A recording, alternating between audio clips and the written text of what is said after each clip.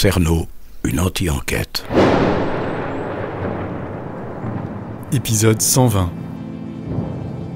Et Odette, c'était quel genre de femme? Est-ce que vous pouvez me raconter comment elle était, me la décrire? C'était une petite bonne femme brune. J'ai pas trop parlé avec elle. Ah ouais. J'ai pas trop parlé.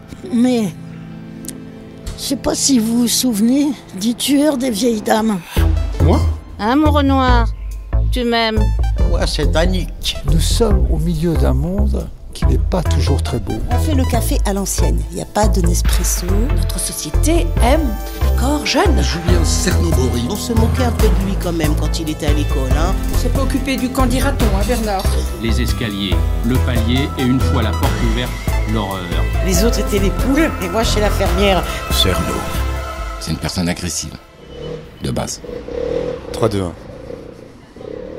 Donc le tueur des vieilles dames, il passait toujours par là. Quand il passait à côté de moi, il me faisait bonjour. Thierry Paulin. Et puis il y en avait un autre. Jean-Thierry Mathurin. Voilà. Et son complice, justement. Moi, j'étais aux crêpes, là-bas, et un jour, il y a un commissaire qui passe me voir, et il m'a montré sa carte en me disant « Vous connaissez Jean-Thierry Mathurin ou Thierry Paulin? Non, Jean-Maurice. Jean-Thierry Mathurin. Bon, vous connaissez, et moi, je dis non. Il dit, qui est votre patron? Je dis, c'est moi. Alors j'ai dit, mais il y a une crêperie un peu plus bas. Et elle, Odette, elle a dit que c'était son fils adoptif. C'était même marqué sur les journaux. Elle a dit, c'est mon fils adoptif. C'était pas son fils adoptif, c'était... Bonjour. C'est qui cette dame? Cette dame, elle m'achetait des crêpes quand elle était gamine.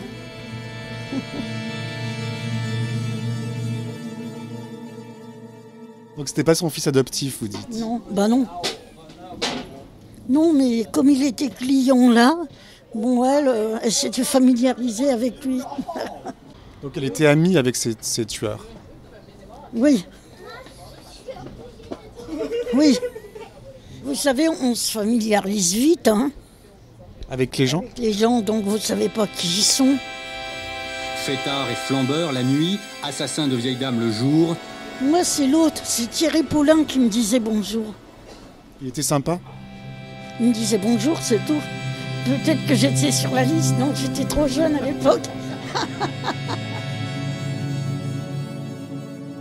Vous savez, quand on est sur le trottoir, les gens disent facilement bonjour, plus que quand j'étais dans la boutique. Ouais, donc c'est pour ça qu'il vous disait bonjour, mais il était sympa peut-être? Ben oui. Ben, il devait se dire, elle a une tête sympa, il faut que je lui dise bonjour. Thierry Paulin, dès son arrestation, est entré dans la galerie des grands criminels du XXe siècle, aux côtés des Landru et des Petiot. Odette, Christiane, n'importe quoi.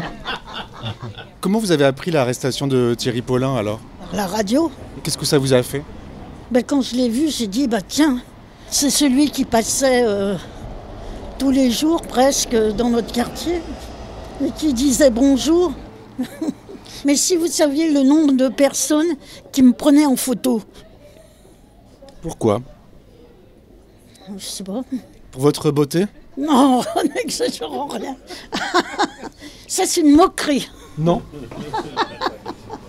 Non? Non, parce que je parlais beaucoup. J'ai une gamine qui avait 15 ans. Maintenant, elle doit avoir l'âge à Cédric.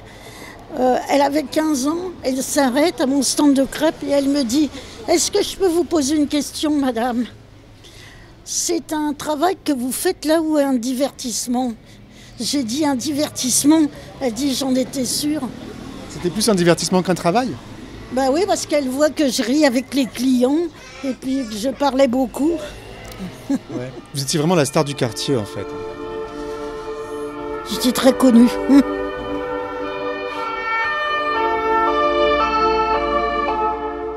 Et donc, vous dites que votre mari, il a arrêté de travailler en 2007 et maintenant vous êtes veuve? Oui, depuis 10 ans. Ah quand même. Oui. Oui, quand même. Oui. Voilà. Et alors, comment vous vivez ça, le fait d'être veuve? C'est-à-dire, je vais vous dire un truc. Moi, j'ai jamais été dorlotée par mes parents et pas trop par mon mari non plus. C'est-à-dire que je faisais beaucoup de choses toute seule. Ah. Quand mon mari est décédé, j'ai fait 4 ans la saison en Vendée toute seule. Faire la saison, c'est-à-dire? Ouvrir un bar snack crêperie. J'étais toute seule. Bon ben ça, lui savait que j'étais capable de le faire. Voilà. Tous les papiers, c'est moi qui les faisais. Pour faire les courriers, écrire à l'administration, faire des trucs comme ça, c'est toujours moi. Ouais. Je faisais la compta jusqu'au bilan. Et quand vous dites que vos parents ne vous ont pas beaucoup dorloté, ça veut dire quoi? Vous avez un peu manqué d'amour? Non, ça veut dire que j'étais pas... Par exemple, quand j'avais 17 ans, je cherche un travail, c'est pas ma mère qui m'amène au travail. C'est moi qui cherchais, j'ai fait toutes les banques. Vous étiez débrouillarde en fait. Voilà. Voilà, oui. Vous ne pouviez jamais être perdue. Voilà, oui. Ah non. Je vous trouve rayonnante. Merci. C'est vrai, hein, vous avez une jovialité. D'où ça vient cette joie? Vous l'avez toujours eue? Oui. Oui, je pense, oui. Même petite et tout? Même petite, oui. Oui, justement, un jour de la semaine, j'ai sorti des photos et je me dis, mais tu souris tout le temps. Ça veut dire que vous êtes heureuse? Ben, même si je faisais la tronche, ça m'apporterait quoi? Rien. Puis un visage qui sourit est quand même plus beau que... Ça veut dire que vous êtes heureuse ou pas alors? Ben oui, je suis heureuse. Qu'est-ce qui vous rend heureuse? Ben, je suis pas si heureuse que ça parce que je suis handicapée, mais sinon, les enfants, les petits-enfants...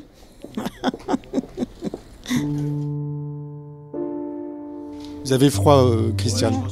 Je suis prise de tremblement des fois. Ah. C'est suite à l'AVC.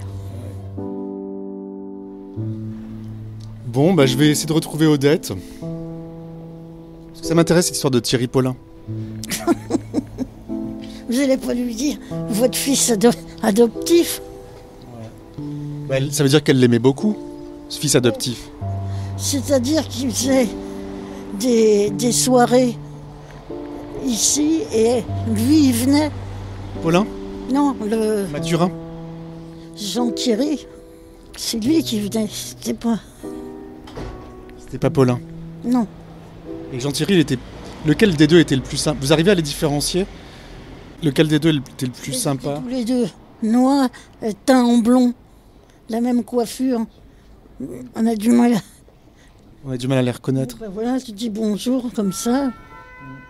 Comment je peux faire pour retrouver Odette?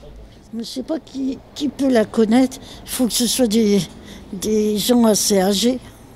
Alors, là-bas, il y avait un magasin de vêtements. Oui. Vous connaissiez? Oui. Jean Robert. Voilà, c'est ça. Vous connaissez Jean Robert? Oui. Oui, je connaissais. C'est un ami de mon père. C'est qui votre père? Je demande à Jean Robert. Vous le voyez? Non, j'ai perdu sa trace, mais je peux essayer de le recontacter. Vous pensez qu'il saurait? Si, sûr qu'il l'a connu, puisqu'il était là assez longtemps. Et vous le connaissiez bien? Oui. Je vais pas dire que j'étais une bonne cliente, mais j'achetais quelquefois des vêtements pour mes garçons. Ouh. Madame. Bonjour. Comment vous allez? Ça va et vous? Moi ça va aussi. Vous interviewez? Oui, je suis en train d'interviewer Christiane. Oui. Est-ce que vous connaissez le nom de Odette, celle qui travaillait à la crêperie là? Non. Vous voyez qui c'est? La petite dame qui était brune. Non, mais je venais toujours chez vous, j'allais pas chez elle, donc je connais pas. Elle était là bien avant moi. Non. Moi, je suis arrivée en 85 dans le quartier. Bah oui, voilà, c'est ça. Et vous êtes arrivée? Moi, en 83. Vous étiez avant moi, donc j'ai toujours été manger des crêpes chez vous. Et vous, votre prénom, c'est? Chantal. Chantal. Chantal, et j'habite juste au-dessus de la crêperie. J'habite juste au-dessus de la... Qui est devenu, vous avez vu ce qu'il est devenu votre... Oui, vous me manquez, hein. Pourquoi elle vous manque, Christiane? Parce qu'elle animait le quartier un petit peu tout de même, on pouvait papoter, et puis elle faisait de très bonnes crêpes. Hein. C'est de très très bonnes crêpes, oui. Vous voyez, j'ai plus mon chien. Vous pouvez plus le promener? Mais c'est une grosse perte, j'ai l'impression, pour vous. Ah bah oui. Oui, c'est une grosse perte. Bah oui. Vous l'aimiez beaucoup. J'ai eu des alertes avant cet AVC. Je suis tombée 3 fois dans la rue des Écoles, une fois. C'est ce que je me suis rappelé. Eh bien, la 3e fois, il y avait la police qui était là, qui m'ont dit « vous avez mal où ?» et tout. Et j'avais très très mal à la tête.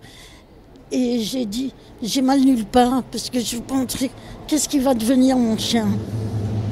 Oui, non mais voyez, qu'est-ce qui va devenir Je faisais des crêpes là, oui. Et d'un seul coup, pouf, je suis tombée. Alors il y avait une cliente, elle m'a dit j'appelle le SAMU, j'ai dit non, ça va bien se passer.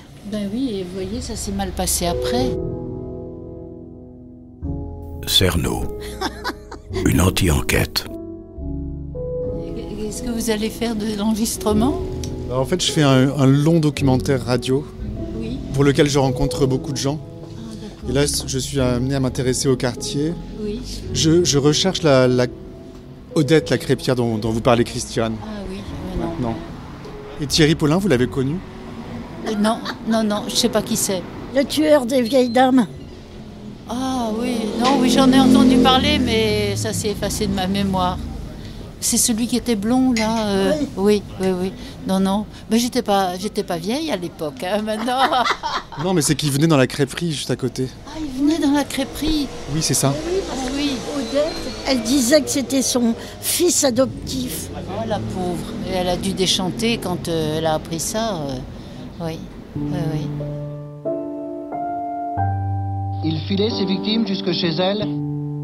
Il est peut-être mort maintenant, non? Oui, il est mort en 89. Il les torturait pour leur faire avouer où elles avaient caché leurs économies. Vous avez des retraites correctes toutes les deux? Moi, oui. Et puis il les tuait. Vous avez combien? C'est très indiscret. Je ne dois pas arriver aux 2000 par mois. Oui, je m'en sors bien. Et vous, Christiane? Non, une retraite très basse. Combien? Il faut le dire, ça. Non. Si, il faut le dire. Je crois que c'est quelques centaines d'euros. Bien, Cédric? C'est quelques centaines d'euros. C'est vrai, Christiane? Oui. Je sais pas, 400, entre 400 et 500. Et vous avez travaillé toute votre vie? Vous avez travaillé dans une banque avant, non? Oui. Oui, dans une banque, et puis après à faire les crêpes, dehors, dans la rue. 25 ans, au coin de la rue. Au coin de la rue, puis vous avez fait le magasin aussi. Le magasin, j'étais en 2012. Oui, jusque combien? Jusque 2020? 2021. Mais vous vous rendez compte? Vous n'avez pas été déclaré ou... Si, mais on payait peu à l'époque. Comment vous faites? Comment vit-on? Mon mari avait fait des placements que j'ai encaissés. Vous auriez dû avoir sa pension de réversion de votre mari. On n'était pas mariés. Alors, Jean, au mois de décembre 2012, il m'a dit si on se mariait. Et moi, je lui ai dit il faudrait que je prépare mon cortège. Et puis, en janvier 2013, il est décédé. Vous voyez, un mois avant de décéder, il voulait qu'on se marie. Vous auriez aimé? Comment? Vous auriez aimé vous marier? Non, pas spécialement. On est restés plus de 40 ans ensemble. C'était de l'amour? Quand on reste avec quelqu'un... C'est qu'on est bien ensemble. Hein, voilà, oui. c'est ça.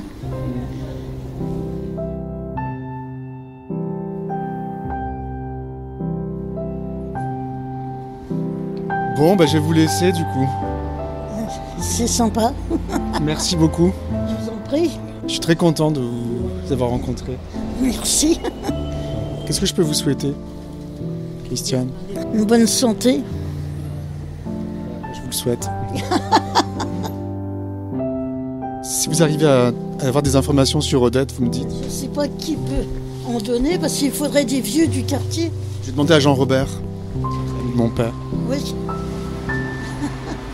Bon, Christiane, merci. Chantal, Cédric, à bientôt. Au revoir.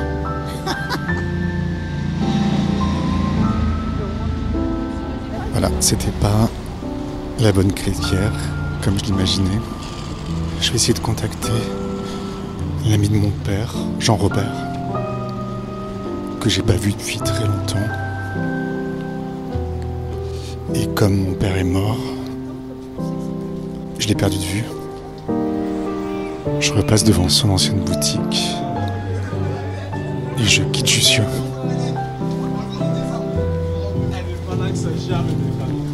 Non, il a dit c'était au calme.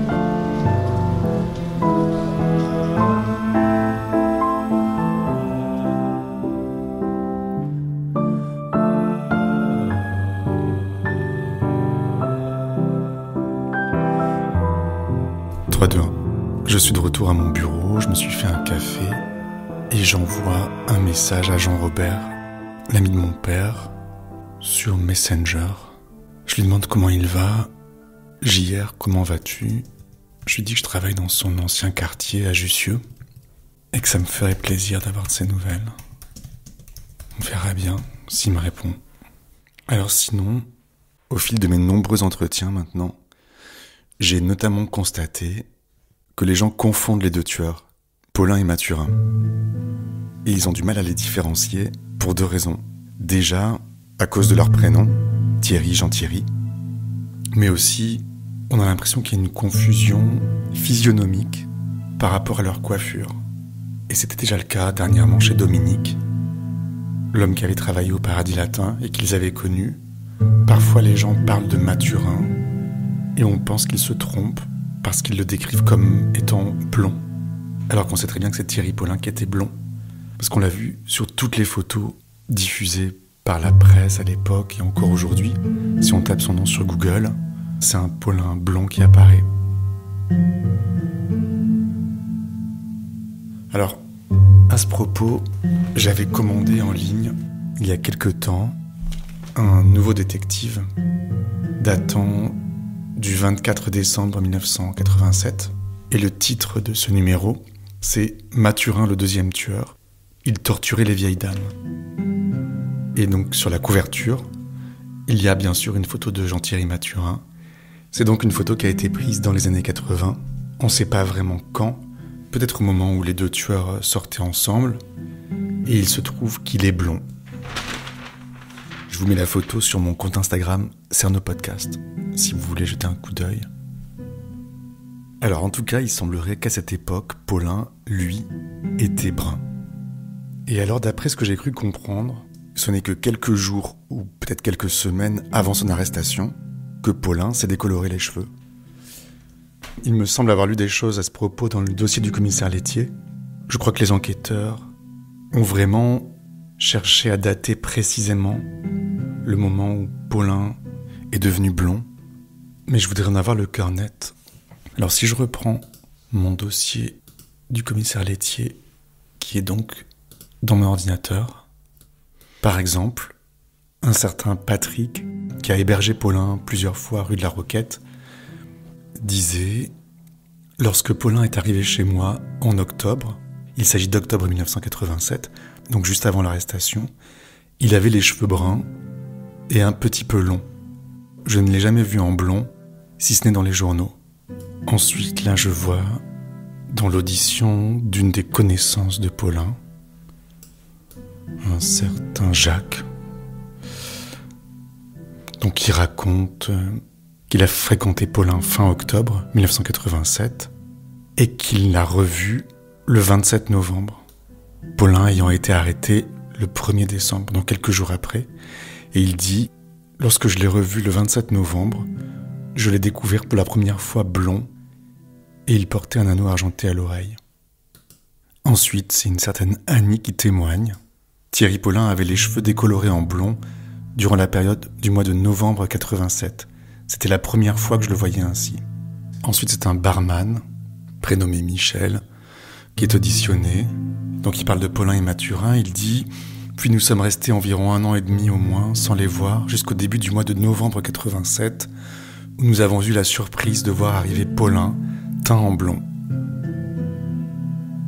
Et alors là, je vois dans l'audition même de Paulin qu'il déclare ceci. J'ai les cheveux décolorés en blond clair depuis une quinzaine de jours. Je suis allé pour ce faire au salon de coiffure Rock Air, rue de la Ferronnerie, à Paris 1er. Le garçon qui m'a coupé les cheveux est Yannick. Il me connaît sous le prénom de Thierry. En ce qui concerne la forme de ma coupe, elle n'a pas changé depuis octobre. Auparavant, depuis ma sortie de prison, le 1er septembre, j'avais les cheveux longs, descendant sur les épaules, avec des tresses genre rasta, comme le joueur de tennis Noah. Donc au cours du mois d'octobre, j'avais les cheveux de leur couleur naturelle brune. Ils étaient coupés courts, comme ils le sont maintenant, presque à ras sur les côtés et de forme carrée sur le devant. Donc voilà, il le confirme lui-même. Donc c'est comme s'il avait décidé de se décolorer les cheveux pour son anniversaire, celui qu'il a fêté au tour-tour, 2 jours avant son arrestation. Et en même temps, c'est cette teinture, cette décoloration qu'il a confondue parce qu'il a agressé une femme dans la semaine qui a précédé son anniversaire. Cette femme qu'il a agressée n'est pas morte. Et c'est elle qui a rapporté à la police que l'individu qui l'avait agressée était blond. Et c'est comme ça qu'un inspecteur l'a reconnu le 1er décembre 1987, rue Chabrol. Est-ce qu'il voulait se faire remarquer en se décolorant les cheveux ? Sortir de l'ombre, ça me semble évident. Peut-être aussi qu'il voulait se faire arrêter, qu'il savait qu'il pouvait plus continuer cette vie-là. Donc voilà, je pense qu'il a été blond seulement quelques jours. Et sur les quelques photos qui ont été montrées de lui dans la presse, il était blond. Donc c'est vraiment l'image qu'on a conservée de lui toujours aujourd'hui. Le type même du jeune branché Thierry Paulin, les cheveux colorés, l'anneau dans l'oreille, un jeune homme sympa qui fréquente les halles comme tous les jeunes de son âge. Alors bonne nouvelle, Jean-Robert, l'ami de mon père, m'a répondu. Il me dit « Wow Juju, quelle surprise !» Il me donne rendez-vous à Jussieu, devant son ancienne boutique. J'ai l'impression que le tueur, même si j'essaie de le tenir à distance, pénètre dans mon cercle le plus proche. Et m'oblige moi aussi à sortir de l'ombre.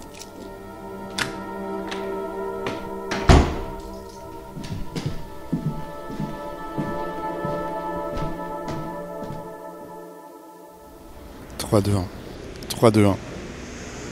Je suis de retour dans le quartier de Jussieu, pile en face de la crêperie. Je suis un peu nerveux de revoir Jean-Robert après tout ce temps.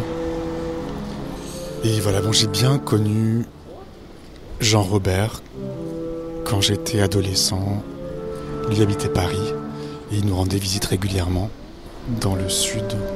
Mais ça fait extrêmement longtemps que je ne l'ai pas vu, que j'ai pas eu de ses nouvelles.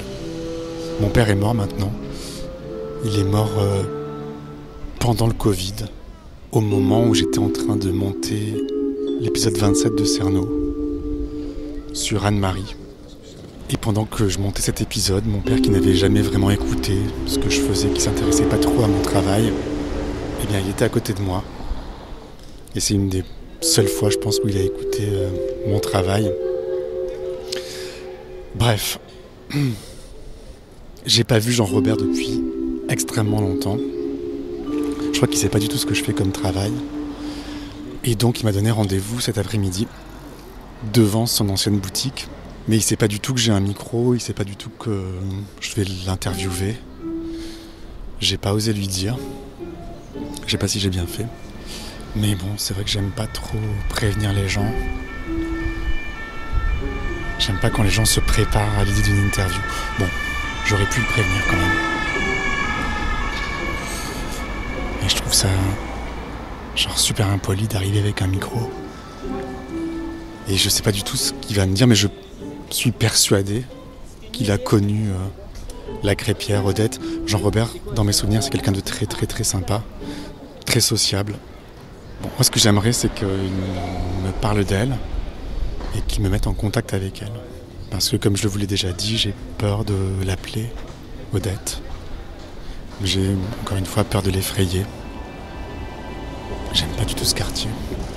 Alors le magasin de Jean Robert, c'était un magasin de vêtements. D'après ce que je sais, il avait fait un gros héritage de son père, qui lui avait donc légué un surplus militaire. Donc des marchandises de guerre, des vêtements américains. Et donc pendant des années, il a écoulé, je pense, ce surplus. Et ensuite, il a vendu des vêtements encore, mais plutôt voilà, avec ce look américain. Et donc, bon voilà, peut-être que Thierry Paulin, qui aimait bien, j'imagine, s'habiller, j'ai dû lire ça dans quelques témoignages ou articles. Peut-être que Thierry Paulin s'est arrêté dans sa boutique, qui sait, et que Jean Robert l'a rencontré. Je sais pas trop comment je vais mener cette interview. Il faut que je réfléchisse un peu quand même. Comment lui présenter les choses. Je sais même pas si je vais le reconnaître. Lui, il va pas me reconnaître, c'est sûr. Je sais pas quel âge il peut avoir maintenant. Plus de 70 ans. Peut-être 80. Son surnom, c'était JR. Comme dans Dallas. C'est une situation un peu particulière pour moi d'interviewer quelqu'un que je connais mais que j'ai pas vu depuis très longtemps. Donc j'ai un peu peur. On a rendez-vous à 16h. Il est 15h55. Il m'a envoyé un message pour me dire qu'il était arrivé. Je le vois. Il a un blouson de cuir.